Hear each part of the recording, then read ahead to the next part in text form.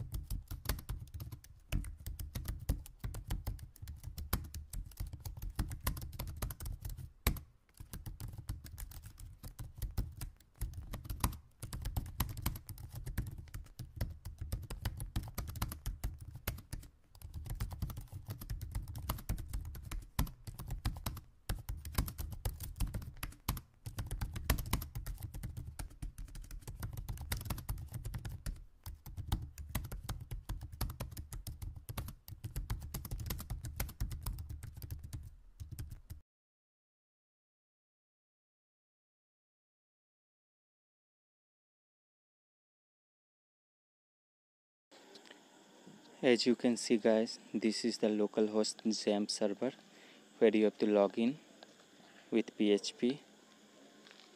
It will open your form. You can see here there is option of email address and password. You can sign in your account here. On the upcoming videos we'll see how to add color by using CSS in the form. Thanks for watching the videos. If you like the videos, please subscribe the channel. Also comment below for more update. Thanks for watching the videos.